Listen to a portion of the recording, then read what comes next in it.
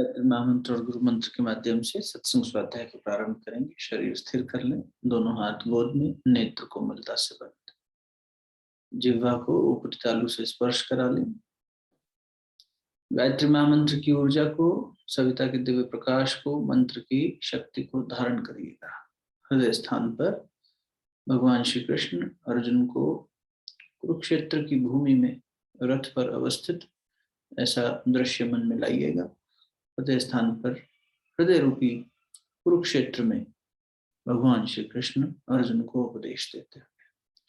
ओम भूर्भुवः स्वः तत्सवितुर्वरेण्यं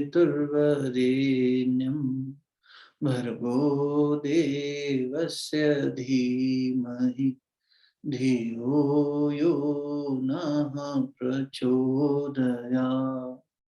ओम गुरुर्ब्रह्मा गुरुर्विष्णु गुरुरेव महेश्वरः गुरु साक्षात् परब्रह्म तस्मै श्री गुरुवे नमः। अखंड मंडलाकारं व्याप्तं येन चराचरं तत्पदं दर्शितं येन तस्मै श्री गुरुवे नमः। मातृवत् लालयित्री च पितृवत् मार्गदर्शिका नमोस्तु गुरुसत्तायै श्रद्धा प्रज्ञायुता चया श्रद्धा प्रज्ञायुता चया। दोनों हथेलियों को आपस में मलिए। प्राप्त हुई दिव्यता को, मंत्र की शक्ति को मुखमंडल पर, हृदय स्थान पर अच्छे से धारण करें। सभी को सादर प्रणाम, बहुत बहुत धन्यवाद इस प्रस्ताव को स्वीकारने के लिए कि हम लोग रोज रात को बैठें और इसमें प्रतिभागिता करने के लिए। हम लोग गीता जी के 13वें अध्याय, जो कि क्षेत्र क्षेत्रज्ञ योग के बारे में बात कर रहा है, उस पर मनन चिंतन कर रहे हैं। ये क्षेत्र है, इसको जानने वाला क्षेत्रज्ञ है। ये देह है, इसको जानने वाली देही है। और उसमें भी भगवान ने कहा कि सबसे बड़ा ज्ञान अर्जुन जो जानने योग्य है वो यही ज्ञान है। क्या? कि अपने वास्तविक स्वरूप को जानना। सरल भाषा में कहें तो नोइंग योर ट्रू सेल्फ, इसको जानना ही सबसे बड़ा ज्ञान है। तो उस ज्ञानी के क्या लक्षण हो, उस साधक के क्या लक्षण हो जो इस ज्ञान की ओर बढ़े, तो वो लक्षण हम सबको पता होने चाहिए। तो 20 लक्षण, 20 traits of a साधक has been explained by Lord Krishna. Lord शब्द बोलना अच्छा नहीं लगता है, लॉर्ड ये अंग्रेजों का दिया हुआ शब्द, हम गॉड ही कहेंगे, है ना, भगवान। तो 13/7, 8, 9 मतलब 5 श्लोक हैं, 7 ऑनवर्ड, 7 से 11 तक, जिसमें कि ये 20 गुण बताए गए हैं। इसी पर बात चल रही है, इसी की जुगाली, इसी का मनन चिंतन बार बार कर रहे हैं, so that it becomes internalised, है ना। कल भी इसी पे बात करी थी, कल सुबह जब सत्संग किया था। तो भगवान ने अमानित्वम, सबसे पहले मान रहित होने की बात करी। अभिमान कह रहे हैं, जो भी चीज हम अपने से जुड़ी हुई पाते हैं उससे खुद को जोड़ना। मेरा घर, मेरा पैसा, मेरी बुद्धि, मेरी पत्नी, मेरा बच्चा, मेरे माँ बाप, ये जो मैंपना है जो अपने से बाहर की सारी चीजों से जुड़ा हुआ है, वो मान है ना, उसका अभिमान होना। और अहंकार हो गया अपने होने का, मैं हूँ, मैंपना, वो मैंपना हो गया, मैं और मेरा, यूं समझ लो। तो अहंता और ममता, ममता जो है वो सारा अपना अभिमान हो गई, और जो अहंकार है वो अहंता हो गई, ठीक है।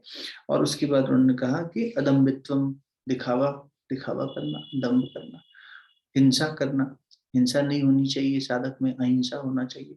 इन सब की व्याख्या हो चुकी है। जिन लोगों को इनकी गहराई में जाना हो तो थोड़ा सा मेहनत करें, पीछे 4-5 घंटे के सत्र सुन लेंगे तो उसमें क्लैरिटी आ जाएगी। फिर शांति और आर्जवम, शांति में क्षमा भी आ गया था, और आर्जवम मीन्स सरलता, सिंप्लिसिटी। इनर पीस होनी चाहिए, सिंप्लिसिटी होनी चाहिए, नॉन वायलेंट होना चाहिए, दिखावा नहीं होना चाहिए, एंड डिवोटी होना चाहिए। आचार्य के प्रति, गुरुजनों के प्रति उनकी उपासना करनी चाहिए। इनर प्योरिटी होनी चाहिए, जिसे शौच कहा। फिर स्थैर्यम, स्थिरता, ग्राउंडेडनेस, स्टेबिलिटी, ये होना चाहिए। एक तरह से समता की बात आ रही है यहाँ पे। और आत्म विनिग्रह, someone who is regularly keeping an eye upon himself और हरसेल्फ, वो आत्म विनिग्रह हो गया। मन को बार बार देखना, मन कहाँ कहाँ जा रहा है, क्या क्या कर रहा है। तो ध्यान उसके लिए बहुत बड़ा साधन है। और एक तो हुआ ध्यान बैठकर करना, और एक हुआ निधिध्यासन। एक शब्द आता है निधिध्यासन, चिंतन मनन निधिध्यासन। जो आपने साधना बैठकर करी, उसमें ध्यान किया, जप किया, लेकिन जब उसे जीवन में चरितार्थ करने लगते हैं, रेगुलरली उसी का चिंतन मनन करते हैं, अपने अंदर उसको सोचते हैं, वो निधिध्यासन कहलाता है। चलते फिरते चलित ध्यान होने लग जाता है। फिर अभी इस बार के अंतर्नाद में भी निवेदन किया ना, फिर उससे आगे की श्रेणी वही है कि जब ये भी स्थित हो जाता है साधक के अंदर कि वो ध्यान में स्थित होने लग गया। पहले तो जप में स्थित हो, फिर ध्यान में स्थित हो, और फिर वो आचरण में आए। पीछे चले अगर, फिर से चलते हैं पीछे, पिछले अध्याय में पढ़ के आए हैं भगवान कृष्ण ने क्या कहा था अर्जुन से, हे अर्जुन, जो भक्ति ज्ञान में न बदले, भक्ति वहां उपासना शब्द के लिए आया है कि उपासना कर रहे हैं, हम बैठे हैं भगवान के पास, लेकिन उससे ज्ञान ही ना प्रकट हो, भीतर का बोध ही ना प्रकट हो, तो यानी वो अधूरी है। लॉजिकल भी है बात। हम भगवान के पास बैठे और भगवान के गुण हमारे में ना आए, हमें वो समझ ना आए, अपनी दृष्टि के प्रति, अपने मन के प्रति वो दृष्टि जागृत ना हो, तो इसका मतलब हमारी अभी उपासना में कमी है। रोज बैठ रहे हैं, 40 साल हो गए, माला भी कर रहे हैं, भगवान की घंटी भी बजा रहे हैं, आरती भी उतार रहे हैं, सब आता है। यहाँ हनुमान चालीसा आती है, पूरी आती है, रामायण आती है, पूरी आती है, और कोई ग्रंथ पढ़ा है, हाँ पढ़ा है, कोई पाठ करते हो, हाँ करते हैं, बचपन से करते हैं, फिर वो अभी तक बोध क्यों नहीं प्रकट कर रहा? होना चाहिए ना। तो गुरुदेव तो इसको और कठोरता से कहते थे, कहते बेटा तेरी उपासना बांझ है, उससे कुछ पैदा ही नहीं हो रहा।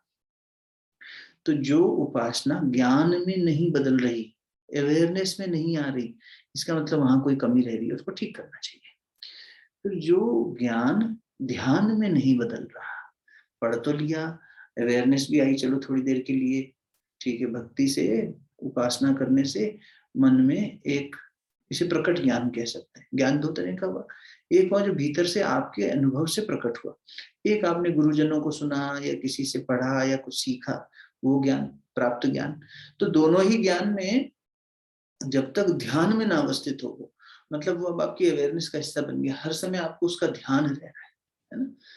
निधिध्यासन इसी को कहते हैं। चलते फिरते गुस्सा आ भी रहा है अगर, तो पता लग रहा है कि हाँ ये गुस्सा आने वाला है, और मेरा माइंड मुझे ऑलरेडी एक सेकंड वॉइस क्रिएट हो गई है पीछे पैरेलल, जो मुझे बता रही है कि देखो ये ट्रिगर आने वाला है ना, संभलने की जरूरत है। हो सकता है 10 में से 2 बार ही संभल पाए हूँ, लेकिन कोशिश जारी है, ये जीवन साधना हो गई। तो उपासना से यानी भक्ति से ज्ञान प्रकट हुआ, ज्ञान से ध्यान प्रकट हुआ, और ध्यान जब तक जीवन का हिस्सा नहीं बने, आचरण का हिस्सा नहीं बने, तो वो ध्यान भी अधूरा है। तो now it should become a part of my personality, अस्तित्व का हिस्सा हो जाना चाहिए। पिछले अध्याय में भगवान ने बड़ा डिटेल में समझाया, तो यहाँ भी वही बात आती है ना। अब देखो, इंद्रिय अर्थेषु वैराग्यम, इंद्रियों से वैराग्य, और अहंकार से वैराग्य, ये बात हो गई थी। और जन्म मृत्यु और रोग और इन सब की अवस्थाओं में इसके दोष को देखना, ये साधक को देखना चाहिए। साधक का गुण है कि जन्म भी दुखदाई है, मृत्यु भी दुखदाई है, जीवन की अवस्थाएं भी दुखदाई हैं, है ना। छोटे बालक के लिए देखो, हर चीज के लिए रो के उसको बताना पड़ता है, उसके पास वाणी नहीं है बताने के लिए, वाणी है तो शब्द नहीं है। तो इस तरह से हर जगह देखना चाहिए कि कितना दुखद है, और दुखद है तो इससे फिर मुक्ति के लिए आदमी सोचेगा। तो उस दृष्टि से इसको कहा गया है। और फिर असक्त होना, आसक्ति रहित होना। देखो आसक्ति बहुत ही, राग, आसक्ति मीन्स अटैचमेंट। पिछली बार भी निवेदन किया था कल आपसे सत्संग में कि जहां जिसकी आसक्ति ज्यादा है वहां वो फंसेगा, जाके बुरी तरह फंसेगा। और आसक्ति त्याग कर भगवान की शरण में चले गए। हे अर्जुन, सब कुछ त्याग कर मेरी शरण में आ जा, सारे धर्म त्याग कर मेरी शरण में आ जा, बस एक मुझे ही अपना धर्म मान, मुझे मेरी शरणागत हो जा, तो मैं तेरे सारे योग क्षेम कर दूंगा, तेरे सारों पापों का भी वहन कर लूंगा, है ना। सब वाइप आउट हो जाएगा। आप देखो, परमात्मा, प्रमाण ले लो, हर चीज को प्रमाण के साथ देखो, और हमारे ग्रंथ ही प्रमाण देंगे। पांडवों का जीवन अगर आप देखें, तो पांडव कोई बहुत उच्च कुल में नहीं जन्मे थे। पांडवों का जन्म कैसे हुआ था? पांडु पुत्र थे इसलिए पांडव कहलाए, बात सही है। अब ये जो पांडु पुत्र थे, इनको अगर आप देखें तो पांडव के दादा कौन थे पांडवों के?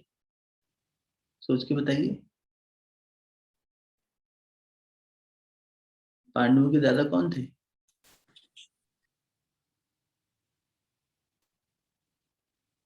पिताजी पांडु थे, कौरवों के पिताजी कुरु थे। तो भीष्म पितामह। हैं? नहीं, भीष्म पितामह तो भीष्म पितामह। भीष्म ने तो प्रतिज्ञा ले ली थी कि हम अपना वंश ही नहीं आगे बढ़ाएंगे। शांतनु जी। उन्हीं का तो उनको श्राप मिला था इस प्रतिज्ञा की वजह से। जब अम्बा अंबालिका वो सब श्राप मिला था, फिर वही शिखंडी बन के पैदा हुई और फिर उसके बाद भीष्म की मृत्यु का कारण भी बनी। लेकिन भीष्म ने तो संसार आगे बढ़ाया ही नहीं अपना। राजा शांतनु के जो दूसरे पुत्र थे। नहीं, देखो हम आपको बताएं, अम्बा अंबालिका की शादी जो हुई वो सत्यवती के बेटे जो थे, सत्यवती की संतान थे चित्रांगद और विचित्रवीर्य, है ना। ये दोनों युद्ध में मारे गए। तो उनकी जो कुलवधु थी, दोनों बहुएं थी, ये विधवा हो गई। अब वो संसार आगे कैसे बढ़े? तो सत्यवती का पहले एक पुत्र और था इन दो पुत्रों के अतिरिक्त। वो कौन थे? व्यास जी भैया। हाँ, बहुत सुंदर, वेद व्यास जी। बढ़िया। तो अल्पा जी ने ठीक बताया कि जो वेद व्यास थे वो सत्यवती के पुत्र थे। लेकिन देखो, अब थोड़ा सा हम वैदिक लेवल पे बात करें तो, और ये धर्म की बात कर रहे हैं तो थोड़ा सा इसको पचाना अच्छे से। धर्म का अधिकारी कौन है ना, जो धर्म का अधिकारी कौन, इस विषय की जब चर्चा आती है तो ये भी चर्चा में आता है कि कौन अधिकारी नहीं है। तो तीन शब्द सुनो है। एक शब्द है कानीन। कानीन, इनका मतलब बताएंगे भी आपको। कानीन। एक शब्द है गोलक। गोलक। और एक है जारज। जारज लिख लेना कहीं, है ना। कानीन, न कानीन और गोलक और जारज। कानीन कहते हैं जो कुंवारी कन्या से पैदा हुआ उसको। तो ये धर्म का अधिकारी नहीं है। मतलब अब ये तो एक तरह से अनाचार हो गया ना, गलत आचरण हो गया। कुंवारी कन्या से, भाई पति से होना चाहिए संतान को, लेकिन विवाह से पहले ही कुंवारी कन्या से संतान की उत्पत्ति हो जाए तो जिसकी उत्पत्ति हो उसे कहेंगे कानीन। ठीक।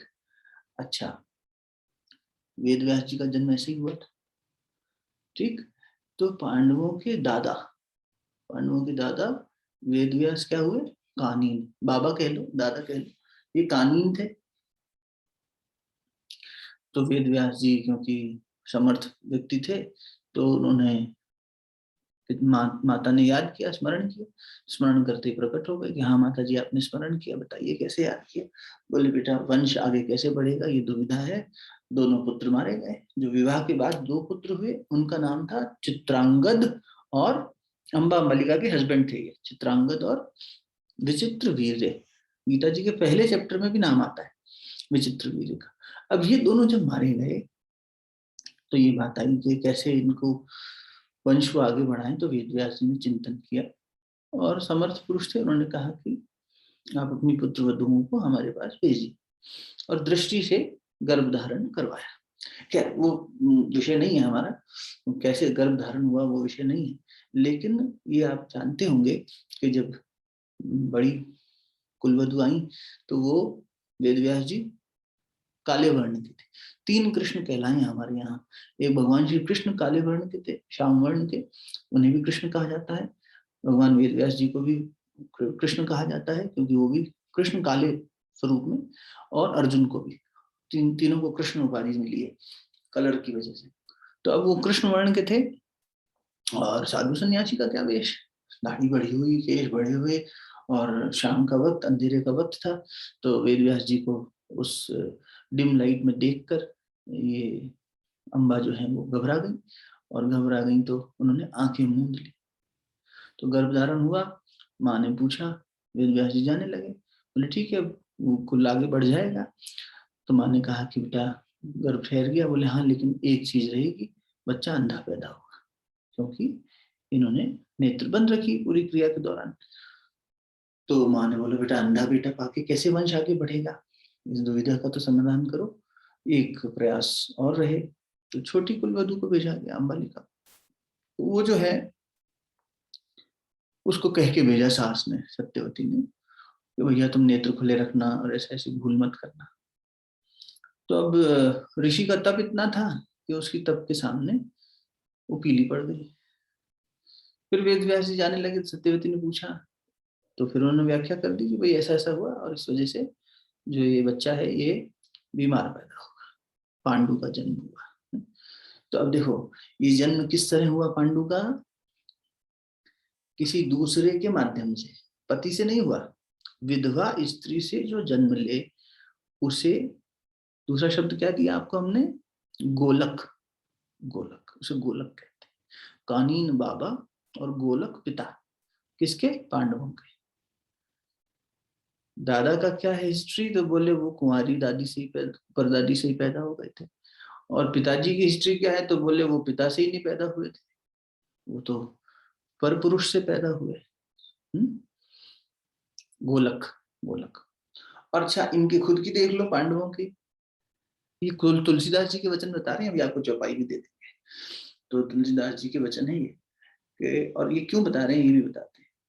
जहां से वो श्लोक की बात आई कि भगवान कह रहे हैं कि सब सब मेरी शरण में आ जा, बस मैं तेरा योगक्षेम कर लूंगा। पांडवों का जन्म देख लो, देव संतान थे लेकिन फिर भी पराया हो गया। तो कुंती के बाद, अच्छा पांडु को आपको पता ही है कि श्राप मिल गया था। किंदुक नाम के एक ऋषि थे जिनका उन्होंने वध कर दिया था भूलवश, और उसके बाद श्राप लग गया कि जब भी तुम पर नारी के साथ संपर्क करोगे तुम्हारी मृत्यु हो जाएगी। पांडु को उसी से मृत्यु हुई भी थी। तो कुंती के 3 पुत्र और 2 और 5 नकुल सहदेव। तो इनका जन्म अगर आप देखें कुंती के तीनों पुत्रों का, तो कैसे हुआ? ये पर पुरुष से हुआ। पर पुरुष से, जार, जार माने पुरुष, है ना? तो जारज संतान थे। पांडवों का जन्म कैसा है? जारज है। तो पिता से नहीं हुआ, किसी और से हुआ। तो कानीन, गोलक और जारज, इस तरह का तो इतिहास है। अच्छा कर्म देख लो, तुलसीदास जी ने चौपाई कही है कि कर्म देख लो आप। पांडव, ये पूरा कुल ही आप देखिए। अगर आप, हम तो कौरवों के बारे में बात करते हैं क्योंकि क्यों कर रहे हैं? क्योंकि भगवान पांडवों के साथ खड़े हैं।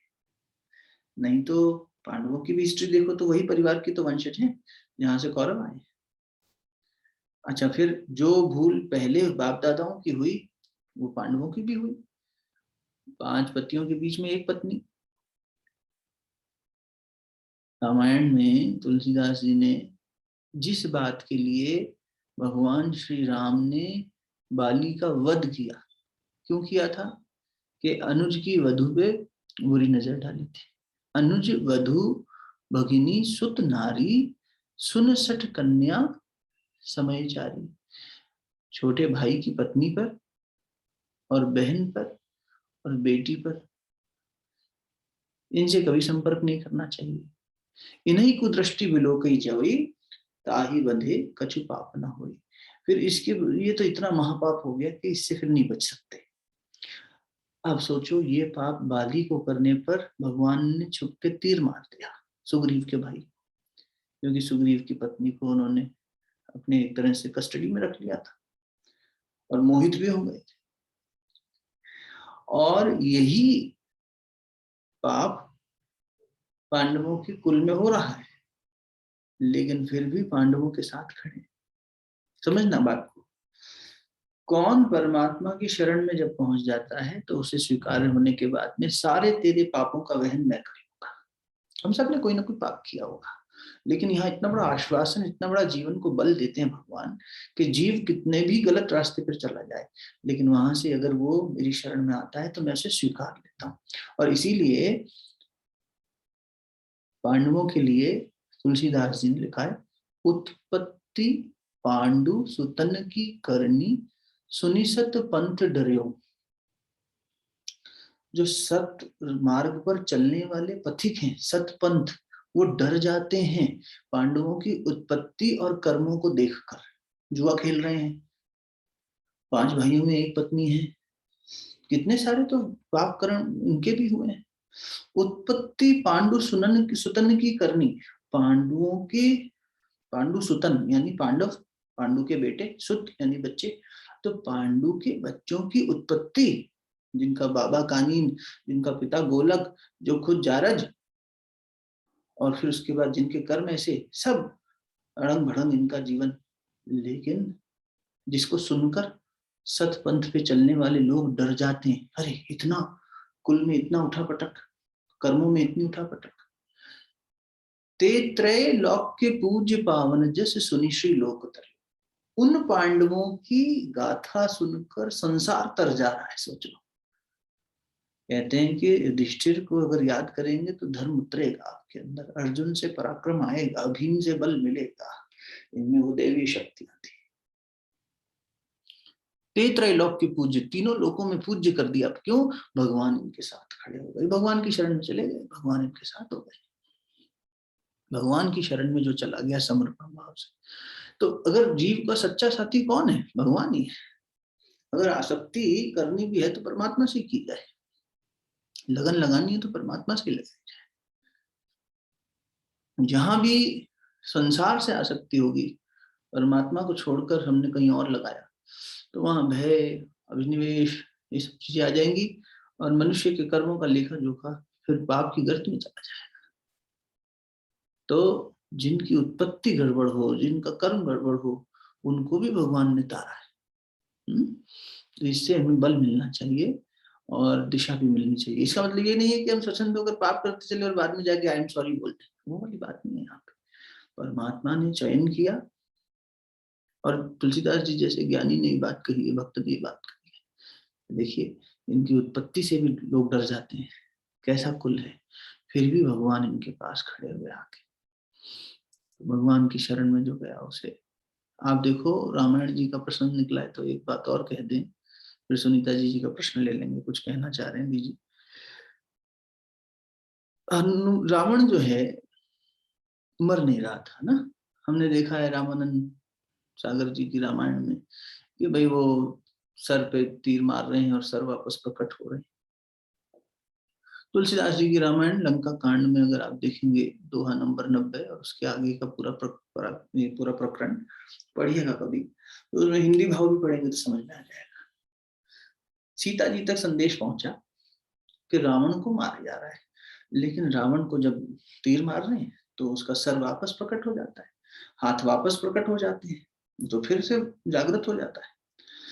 तो हम लोग तो ये देखते आए हैं कि भाई विभीषण ने जो है फिर बताया भेद, और फिर विभीषण की भेद बताने पर राम जी ने उसके पेट पे तीर मार दिया। पर आप सोचकर देखो, हम बचपन से ये प्रश्न सोचते थे कई बार कि ऐसा क्यों हुआ, भगवान ने लीला करनी थी तो और कुछ कर लेते, लेकिन यहाँ तो भगवान ऐसे अबोध से बन गए कि उन्हें पता ही नहीं है कि पहले सर पे ही मारे जा रहे हैं, सीधा ही पेट पे मार लेते। भगवान को तो भेद पता ही होगा कि शत्रु को कैसे मारना है। ये तो एक आम क्षत्रिय भी होगा तो सोचेगा शत्रु को मारना कैसे, इसकी बारी पूरी पता लगाएगा। और ये तो भगवान है, ये कैसे बंध रहे हैं इस बात में। ये क्या विभीषण को श्रेष्ठ साबित करने के लिए लीला की जा रही है कि विभीषण से राय ले रहे हैं, हो क्या रहा है। तो जब तुलसी रामायण पढ़ी तब समझ में आया कि जो डिपिक्शन है वो वैसा नहीं है, वास्तविकता कुछ और है। इसलिए ग्रंथ को भी पढ़िए, सिर्फ टीवी पे देखी हुई बात एक है, वो तो ड्रामेटाइजेशन हो जाता है। हालांकि रावण सागर जी ने पूरा न्यायपूर्ण तरीके से किया, फिर भी कुछ बातें नहीं कन्वे हो पाती। एक दूसरे पुराण में सीता जी श्री जी का अवतार थी, है ना, राधा जी सीता जी श्री जी का अवतार थे। तो वहां वेदवती नाम की एक स्त्री की कहानी आती है जो सीता जी थी पहले। जैसे सती माता ने उपासना करी थी शिव जी को पाने की, ऐसे ही विष्णु जी को प्राप्त करने के लिए वेदवती ने खूब साधना करी। वेदवती जब साधना कर रही थी कि भगवान मेरे आराध्य ही मेरे जीवन साथी बनकर आए, तो वेदवती, रावण तब भी था, बताते हैं कि रावण ने 72 करोड़ वर्ष अपना राज्य किया, ऐसा ग्रंथ कहते हैं। तो अब रावण वहां से गुजर रहा था, रावण को वेदवती दिखी, वेदवती पर उसका मन आ गया, उसने संपर्क करने की कोशिश करी। वेदवती ने उसको पहले ही चेता दिया, तो देखो पर नारी पर दोष नजर रखने वाला जो है, ऐसा दोष महापाप, वो उसका फिर होता है, सत्यानाशी होता है। तो तुम इसको छोड़ दो, अभी छोड़ दो इस वृत्ति को। रावण नहीं माना। रावण ने जैसे स्पर्श किया, वेदवती ने कहा अब मैं अपनी योग माया से, अपनी योग बल से, अपना इतनी साधना कर ली थी उन्होंने, तो मैं अब अपना देह त्याग करती हूँ कि ये देह परमात्मा के लायक नहीं थी, जिसको तूने स्पर्श कर लिया, मैं ही तेरी मृत्यु का कारण भी बनूंगी। तो वही वेदवती जो है कहते हैं वो सीता जी के रूप में फिर से धरती माता से प्रकट। अब रावण को ये बात समझ में आ गई कि इससे बहुत बड़ी भूल हो गई है, तो अब मृत्यु इसका श्राप तो फलित होगा, तो कैसे खुद को बचाया जाए। कहानी पर फिर लौट कर आता हूं, बात का मूल क्या है। भगवान अपने भक्तों को, भक्त हमेशा बड़ा है भगवान से, भगवान अपने भक्तों के सारी चीजें माफ कर देते, सारी चीजें माफ कर देते। इसलिए भगवान के साथ जो है, या यूं कह लें भगवान की शरण में जो है, वो मूर्ख भी हो तो उसे ज्ञानी मानना चाहिए, वो पापी भी हो तो उसे पुण्य मानना चाहिए, यानी पुण्य आत्मा है। वो निरक्षर भी हो तो परम ज्ञानी मानना चाहिए। फिर उसके कर्म नहीं देखे जाते, परमात्मा उसके साथ खड़ा है। देखो ना पूरा वंश कैसा है, फिर भी उसके बाद भगवान खड़े हैं। तो आज हम पांडवों से पूरा संसार तर रहा है, पांडवों की जीवन गाथा को पढ़ पढ़ के, सुन सुन के संसार तर रहा है। इतनी शक्ति, क्योंकि भगवान उनके साथ खड़े हुए। भगवान जिसके साथ खड़ा हो गया उसको संबल मिल गया। अब रावण ने युक्ति लगाई कि भगवान किस पर तीर नहीं चलाएंगे, किसका वध नहीं करेंगे। भाई जो श्री जी का भक्त है, जो परमात्मा का भक्त है, भक्त पर नहीं वो बाण उठाएंगे।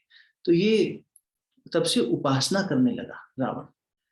और जब सीता जी के रूप में माता जी आई, तब भी तुलसी रामायण कह रही है कि आप पढ़िएगा, लंका कांड दोहा नंबर 90 है, आगे पूरी व्याख्या पढ़िएगा। त्रिजटा से सीता माता प्रश्न पूछ रही हैं कि सुनने में आया है रणभूमि से कि रावण मर नहीं रहा, और रघुवीर बाण पे बाण चला रहे हैं और उसका फिर से शरीर वापस प्रकट हो जाता है, तो क्या मेरी विरह का अंत नहीं होगा।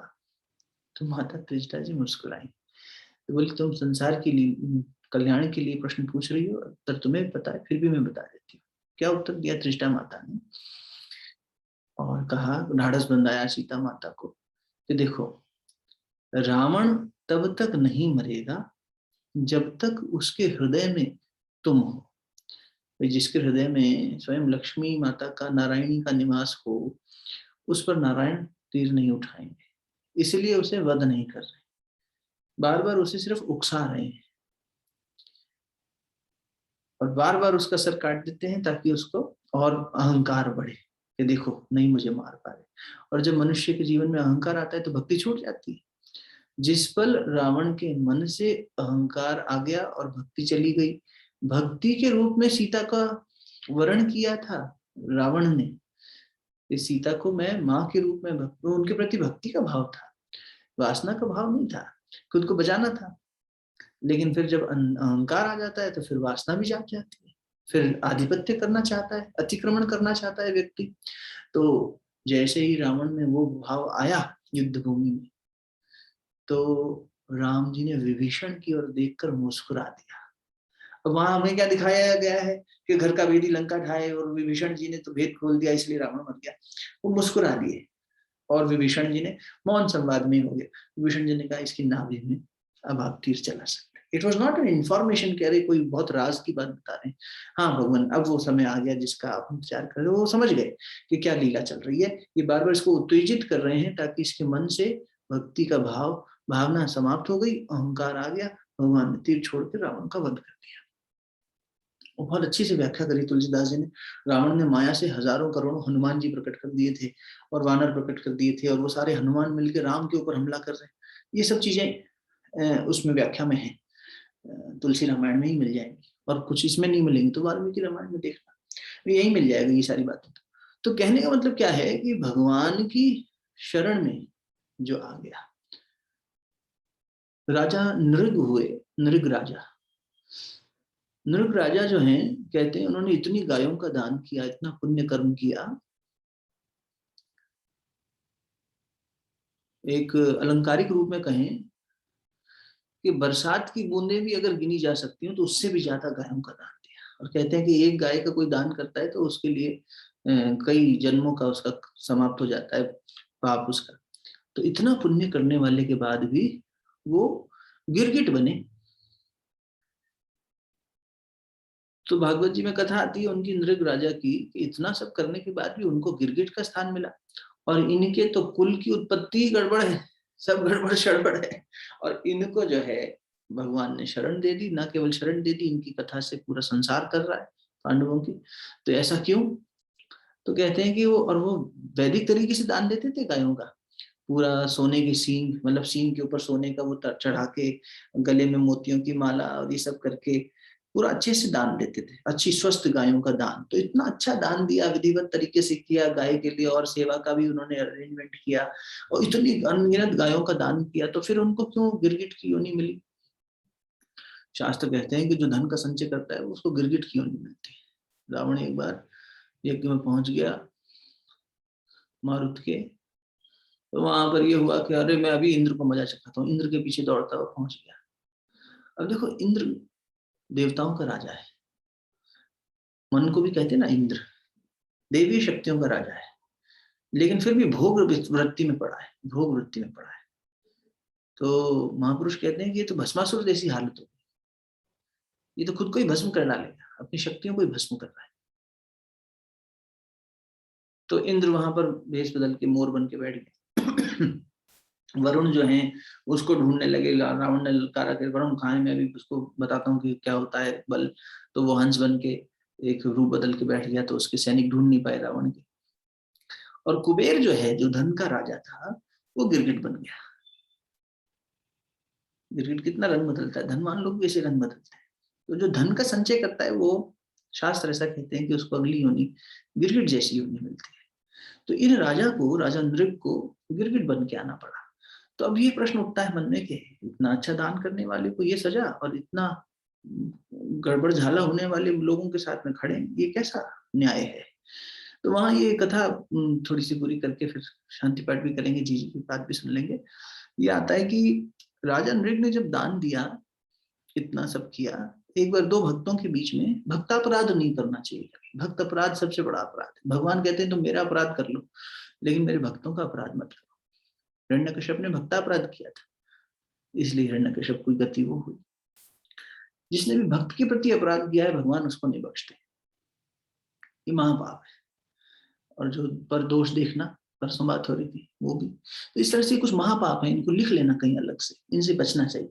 पर दोष देखना, भक्तों के प्रति उनके उपहास करना, किसी भक्त की कभी अवहेलना नहीं करनी चाहिए, कभी उसके लिए बुरा नहीं सोचना चाहिए, वो अपराध परमात्मा को अच्छा नहीं लगता। तो भक्तापराध क्या हुआ था कि दो भक्तों के बीच में झगड़ा हो गया, और वो राजा से मिलने गए। राजा का धर्म है, प्रजा की बात सुनी, राजा ने मिलने से मना कर दिया। तो उन्होंने श्राप दे दिया कि राजा तुम हमसे नहीं मिलने आए, तुम्हारा दिया हुआ दान सब धूमिल हो जाएगा। और वही हुआ। फिर उनको लाखों वर्ष कहते हैं, सतयुग की कहानी है। और जब सतयुग के बाद त्रेता आया, त्रेता के बाद द्वापर आया, भगवान कृष्ण आए, तब उन्होंने तारा है उसको, भगवान ने तारा, लेकिन लाखों वर्ष के समय के इंतजार के बाद परमात्मा तारता। तो सबको ये अंत में, लेकिन किसके साथ खड़ा होके और किसको दूर रख के, किसी को बहुत वेट करना पड़ता है, किसी को तुरंत मिल जाती है टिकट, वैसी वाली बात है। तो नृग राजा को बहुत प्रतीक्षा करनी पड़ी मोक्ष के लिए, और पांडवों को तुरंत मिल गया, भगवान जीते जी उनके साथ खड़े रहे। तो यही है, योग क्षेम का वहन मैं कर लूंगा अर्जुन, तो सब कुछ छोड़कर मेरी शरण में आ जा। और ये लक्षण ध्यान रखो, आसक्ति नहीं होनी चाहिए संसार में, अहंकार नहीं होना चाहिए। अहंकार जब गोपियों को आया तो कृष्ण भगवान छोड़ के चले गए। राधा जी ने भी अहंकार की लीला करके दिखाई, गोपियों को ये सिखाने के लिए कि परमात्मा को अहंकार प्यारा नहीं है। तो इसलिए दोबारा राधा जी से भी नहीं मिले, गोपियों से भी नहीं मिले, आई नहीं। जहाँ अहंकार है वहां भगवान नहीं रह सकता। सूरदास जी कहते हैं भगवान बच्चे की तरह गिड़गिड़ाते हुए मतलब पैरों में लौट जाते थे गोपियों के, इतना प्रेम था। गोपियां सारी उनकी हम उम्र नहीं थी, बुजुर्ग भी थी उनसे, बहुत बड़ी दादी नानी की उम्र की, माताओं की उम्र की गोपियां भी थी। सभी गोपियों को सुनकर ये मत सोचना कि सिर्फ वो जो डिपिक्शन होता है पेंटिंग्स में रास वाली गोपियां है ना, जो लोग शुरू से स्वाध्याय में जुड़े हैं वो लोग जानते हैं कि गोपियों का क्या स्वरूप था, किन किन अलग अलग वेशों में वो आई। लेकिन जब वो अहंकार की लीला करी राधा जी ने, तो गोपियों में जब अहंकार आया तो फिर भगवान कृष्ण चले गए। अहंकार जहाँ है वहां भगवान नहीं रह सकते। जब मैं था तब हरि नहीं है, अब हरि है मैं ना ही, जब तक मैं है तब हरि होगा ही नहीं। तो वो बातें इसलिए इन महापुरुषों की, संत पुरुषों की ध्यान से सोचनी चाहिए, चिंतन मनन करना चाहिए। अहंकार प्यारा नहीं है भगवान को, ये दंभ प्यारा नहीं है, दिखावा प्यारा नहीं है, सरलता प्यारी है, दीनता प्यारी है। दीन हो जाओ, परमात्मा तुरंत मिल जाता है। दीन बंधु दीनानाथ कहते हैं ना भगवान को, दीन को भगवान मिलता है। इसलिए, और ये स्पिरिचुअल फील्ड में भी, साधु समाज में भी बहुत दम्भ है, बहुत दिखावा है, बहुत ज्यादा ये है कि हमने कुछ पा लिया, हमारा ज्ञान हो गया, हमारा ये फॉलोअर्स हो गए, हमारे इतने वो हो गए, तो ये सब नष्ट हो जाता है किया क्या। कभी भी इसलिए सरल बने रहो, जितने छोटे बने रहोगे, जितने छोटे बने रहोगे भगवान उतना नजदीक पाओगे उसको, उतना सरलता से भगवान मिल जाएगा। छोटे बनना मतलब सरल बनना, दीन बनना, जो है उसका अभिमान न होने देना, उसका अहंकार न होने देना। ये अभिमान मार देगा, नहीं तो जो कुछ कमाया है सब खत्म कर देगा। पुण्य जो कमाया है, जो इस यात्रा में या स्पिरिचुअल जर्नी में जो कुछ भी हासिल किया है, सब चला जाएगा अगर हम दिखावे में और ये इस उसमें चले जाएंगे कि हमें आ गया, हमने पढ़ लिया। जितना सरल बने रहेंगे, ना तो कहीं से विरोध आएगा ना कुछ आएगा, भगवान साथ में। विरोध आएगा भी तो लगेगा नहीं, क्योंकि भगवान साथ खड़ा है, परमात्मा संबल रहेगा, है ना। ठीक, सुनीता जी क्या कह रहे हैं वो ले लेते हैं तुरंत, फिर उसके बाद शांति पाठ करेंगे आज की बात। और भी किसी कुछ हो तो पूछ लीजिए। प्रणाम भैया, बहुत अच्छा चल रहा है। तो मेरा तो प्रश्न बहुत ही हटके है थोड़ा, लेकिन आपने जब बताया कि ये कलीन, गोलक और जारज बताए 3 तरह के लोग, उसमें मैं देखती हूँ जो विदुर थे वो बहुत विद्वान थे। तो विदुर का जन्म कौन से उसमें पड़ा? क्योंकि वो भी मुझे लगता है कि कुमारी कन्या नहीं, पर नहीं, सही ऋषि पकड़ रहे हो। क्या हुआ था, ऋषि वो कहानी को आगे बढ़ा देते हैं, समय को देखते हुए छोड़ दिया था। जब वेद व्यास जी के पास में दोनों पुत्र वधुएं गई, तो वेद व्यास जी फिर जाने लगे कि भाई एक बेटा तो अंधा पैदा होगा, एक बेटा बीमार पैदा होगा। तो सत्यवती ने फिर से प्रार्थना करी कि बेटे माँ की प्रार्थना है स्वीकार ले, अगर वंश में एक और प्रयास हो जाए तो फिर उन्होंने कहा ठीक है भैया, माँ का है हुक्म, नहीं कुछ कहते, टाल दे, टाला नहीं है। तो उन्होंने कहा फिर से भेज दो पुत्र वधु को, जिसको भेजना हो। तो इस बार जब सासू माँ ने कहा तो बहुएं नाकों सिकोड़ने लगी, क्योंकि उनमें भक्ति तो थी नहीं, भक्ति थी उनकी दासी में। तो उन्होंने अपनी दासी को भेज दिया, वे तुम जाओ और हम सास से कह देंगे कि हम ही गए थे, छोड़ो अब हमसे तो नहीं, हम नहीं जा सकते दोबारा। तो दासी को भेज दिया। दासी बहुत बड़ी भक्त थी, भगवान नारायण की भक्त थी। तो वेद व्यास जी के दर्शन पाके खुद को अनुग्रहित पाया उसने कि तो भगवान का खुद का स्वरूप देख लिया मैंने। उसको मन में वो नहीं आया कि अरे काला स्वरूप है, अरे ये कैसे हैं दिखने में, अरे कुरूप हैं, ये हैं वो हैं, ऐसा कुछ भी नहीं आया। उसके मन में भक्ति भक्ति रही। और उनसे जो फिर प्रकट हुए वो तो विदुर जी थे। भगवान ने इसलिए उनको अपना चाचा कहा, विदुर काका कहते थे भगवान कृष्ण उनको। और विदुरानी के तो कितने उन्होंने, आपको पता ही है कि केले विदुरानी खुद खाती थी और छिलका भगवान को खिलाए, तो भी साग विदुर कर खाए, है ना। तो ये विदुर जी की उत्पत्ति का रहस्य था। लेकिन वही है, भगवान के भक्त थे, इसीलिए उनकी माता भी भक्तिन थी, इसलिए उनको ये दोष नहीं लगा, उनको उनका विवेक जागृत रहा हमेशा। जी प्रणाम भैया, थैंक यू भैया। ठीक है जी, शांति पाठ करें। बहुत बढ़िया। हाँ डॉली जी कुछ कह रहे थे। प्रणाम, मैंने कहा बहुत अच्छा था। अच्छा जी जी जी, धन्यवाद। आइए शांति पाठ करते हैं, बाकी बात फिर कल करेंगे। नहीं तो फिर ये तो ऐसा है कि बैठ ही रहो, तो सबका फिर नियम से चलेंगे, कोशिश करेंगे 30-35 मिनट में समापन कर। शांति पाठ करते हैं।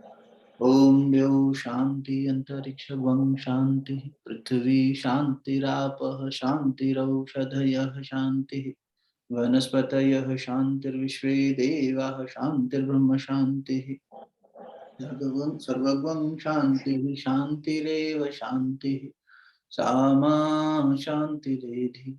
ओम शांतिः शांतिः शांतिः सर्वारिष्टसु शांतिर्भवतु। दोनों हथेलियों का आपस में मिलिए, जो कि सत्ता को, परमात्मा सत्ता को नमन करेंगे, जिनके असीम अनुकंपा से ये संभव हो पाया। एक मन में भाव उठ रहा है। समापन करने से पहले एक बार महामृत्युंजय मंत्र करते हैं। सुनीता जी के भाई साहब की तबीयत ठीक नहीं है ना, उनको शाम से जो है मैंने दीदी ने संदेश भेजा था कि नेजल एंड माउथ से ब्लीडिंग हो रही है और ब्लड प्रेशर काफी शूट अप हो गया था। फिर भी जीजी आई हैं, स्वाध्याय सत्संग कर रही है। ये भक्ति, ये है भक्ति, ये है परमात्मा के प्रति लगाव।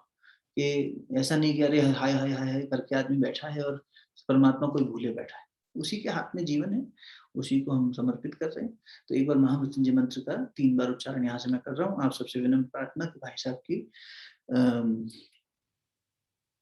जो भी परमात्मा ने निर्णय किया हो उनके जीवन के लिए, वो निर्णय श्रेष्ठ चीजों के रास्ते से होते हुए आगे बढ़े, इस भाव से 3 बार महामृत्युंजय मंत्र करें। ओम त्र्यंबकं यजामहे सुगंधिं पुष्टिवर्धनम् उर्वारुकमिव बन्धनान् मृत्योर्मोक्षेयमामृतात्।